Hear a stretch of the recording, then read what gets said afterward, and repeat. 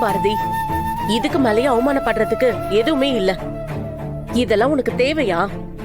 இன்னைக்கு உன் பையனோட பிறந்த நாள். அதுக்கு எதுவுமே பண்ண முடியாத நிலைமையில இருக்கும். உன்னோட சொந்த வீட்ல உன்னோட எல்லா உரிமையையும் விட்டு கொடுத்துட்டு இப்படி ஒரு வாழ்க்கை உனக்கு தேவையா? வேலைக்காரங்களை விட கேவலமா உன்னை நடத்துறாங்க. இன்னைக்கு நடந்த அசிங்கத்துக்கு அப்புறம் இதுக்கப்புறமா இந்த வீட்டுலதான் இருக்கணுமா? அவகிட்ட பேசுறதுல எந்த பிரயோஜனமும் இல்ல லட்சுமி. இதெல்லாம் ஆதிக்காக தான் பண்றேன்னு சொல்லி நம்ம வாய் அடைச்சிருவா. பாரதி, தமிழ பாரு. நீ உன் புருஷனுக்காக கஷ்டப்படுற சரி, இந்த குழந்தையும் கஷ்டப்படணும்னு என்ன தலைவிதியா?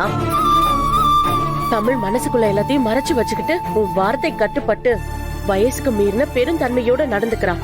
எல்லாரும் பேசி முடிச்சிட்டீங்களா? இதை இதோட விட்டுருங்க. இப்ப எல்லாரும் கிளம்புங்க. எப்பவும் போல ஆதித்யாவோட பிறந்த நாளை நம்ம கோவிலே கொண்டாடலாம். லட்சுமி, இவ சொல்றதெல்லாம் நம்ப முடியாது. நிஜமாதான் சொல்றாளான்னு கேட்டு சொல்லு. பாட்டி, உங்க கோவம் ரொம்ப நியாயமானதுதான். நடந்ததை மறந்துருங்களேன். வாங்க கோயிலுக்கு போலாம். இன்னைக்கு ஆதித்யாவோட பிறந்த நாளை அவர் கூட சேர்ந்து கொண்டாடணும்னு நினைச்சதே நாம பண்ண பெரிய தப்பு. தேவையில்லாம ரொம்ப ஆசைப்பட்டுட்டோம். அதுக்கான பலனையும் அனுபவிச்சிட்டோம். இனிமே அதை பத்தி பேசி எந்த பிரயோஜனமும் இல்ல. பாரதி, இப்படி எல்லாம் ஆகும்னு நான் நினைச்சு கூட பாக்கல. ஆளு கிடைக்கல, வேலை ஆகணும், ஹெல்ப்புக்கு கூப்பிட்டா. அதனாலதான் நான் வந்தேன். வேலையில எந்த குறையும் இருக்க கூடாதுன்னு தான் உங்களை விரட்டி விரட்டி வேலையை வாங்கினேன்.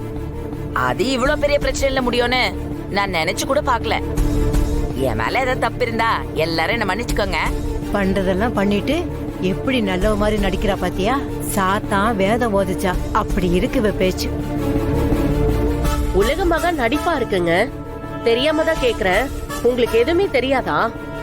நீங்க வர வரைக்கும் எல்லாமே நல்லாதான் இருந்துச்சு. நீங்க எப்போ வீட்டுக்குள்ள வந்தீங்களோ அப்ப ஆரம்பிச்சது எப்படி போய் முடிஞ்சதுன்னு நீங்களே பாத்தீங்கல்ல. என்னம்மா, யார பத்தி என்ன பேசிட்டு இருக்க நீ? என்னமோ நான் ஏதோ பிரச்சனை பண்றதுக்கு வந்த மாதிரில பேசிட்டு இருக்க நீ. நான் வந்ததுக்கு அப்புறம் எவ்வளவு வேலை முடிஞ்சது பாத்தி இல்ல? பார்த்தோம். அவளை ஏங்கிட்ட விடு லட்சுமி. இந்த பாரு சரோஜா, என்னமோ எல்லா வேலையும் நீ செஞ்ச மாதிரி பேசுற. ஏ கிழவி, என்னாண்ட இந்த பூச்சாண்டி வேலை காட்டுற வேலை எல்லாம் வச்சுக்காத. ஏதோ தப்பு நடந்து போச்சேன்னு உங்ககிட்ட மன்னிப்பு கேட்கலான்னு வந்தேன். இதோ பாரு பாரதி, ஏதோ நடந்து போச்சு. இவங்க ஏதோ என் மேல இருக்கிற கோவத்துல போற சொல்லி பேசிட்டு இருக்காங்க. விடுங்கக்கா. பாத்தீங்களா இப்ப கூட பாரதி எப்படி பேசுதுன்னு?